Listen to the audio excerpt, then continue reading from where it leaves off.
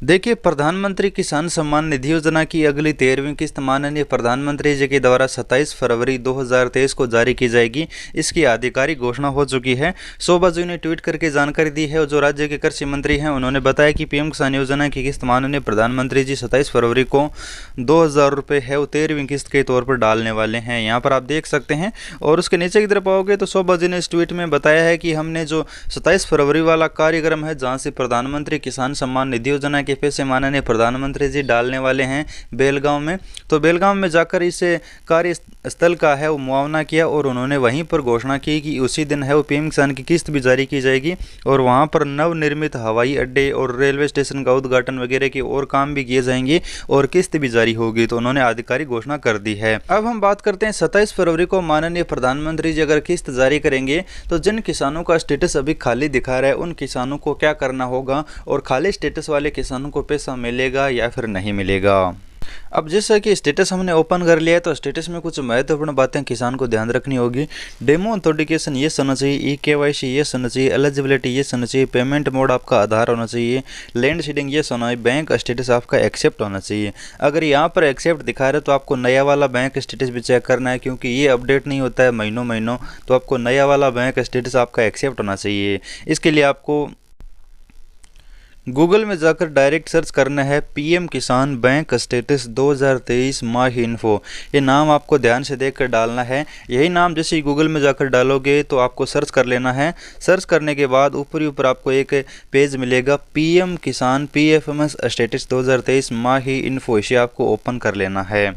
Open करने के बाद इस तरह से आपके सामने वेबसाइट ओपन होगी। अब यहाँ पर स्टेटस के बारे में महत्वपूर्ण सभी जानकारी दी हुई है। आपको जानकारी के लिए टाइम हो तो पढ़ सकते हैं, अन्यथा आपको नीचे की तरफ आना है, लिंक पर क्लिक करना है।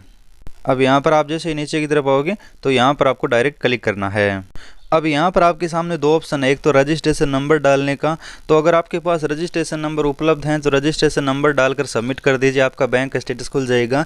अन्यथा आपको रजिस्ट्रेशन नंबर नहीं है तो रजिस्ट्रेशन नंबर निकालिए, इस ऑप्शन पर क्लिक करके हैं वो मात्र 1 मिनट के अंदर रजिस्ट्रेशन नंबर निकाल लीजिए और यहाँ पर लाकर डाल दीजिए और सबमिट कर दीजिए, आपका बैंक स्टेटस खुल जाएगा।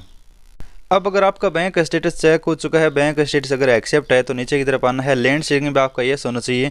लैंड शेयरिंग का मैंने तरीका बता दिया, आपको अपने लेखपाल के माध्यम से अपनी खतौनी को वेरीफाई करवाना है और ब्लॉक में ले जाकर जमा देना है। आप लेखपाल के माध्यम से वेरीफाई करवा लीजिए, ब्लॉक में जमा करवा दीजिए। जितना ही काम करना है 5 से 7 दिनों में आपका लैंड शेयरिंग यस हो जाएगा। कोई बोलते हैं लेखपाल हमारा नहीं कर पा रहा है, तो आपको लेखपाल से कुछ नहीं करवाना है, लेखपाल से सिर्फ वेरीफाई करवाना है, यानी उसको खतौनी देनी है प्रिंटेड, जो आप कहीं से भी साइबर कैफ़े की दुकान से निकलवा लीजिए और वहाँ पर ले जाकर दे दीजिए लेखपाल को। लेखपाल अपने दस्तावेजों में जांच करके मोहर लगा के दे देगा और अपने ब्लॉक में जाकर जो पीएम किसान का काम करने वाले अधिकारी उनको दे दीजिए और आपका लैंड सीडिंग यस हो जाएगा। अब यहाँ पर अगर आपका इतनी सब कुछ चीज़ सही है तो नीचे की तरफ आओगे तो आप यहाँ पर खुद देख सकते हैं, यहाँ पर पेमेंट प्रोसीड का अपडेट आ चुका होगा।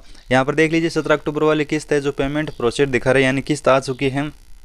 और अब जो 13वीं की 27 फरवरी को मिलेगी उसकी जगह पेमेंट प्रोसीड दिखा रहा है, यानी ये भी किस्त इसको 100% मिल जाएगी, यानी 102% मिल जाएगी। यहाँ पर पीएम किसान योजना का अपडेट लगभग किसानों की आ चुका है।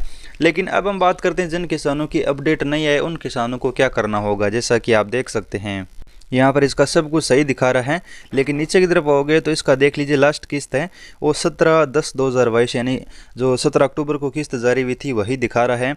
और ऊपर देखोगे तो यहाँ पर आप देख लीजिए 8वीं किस्त इसको 13वीं किस्त के समय मिलेगी और 17 अक्टूबर को इसको 7वीं किस्त मिली थी।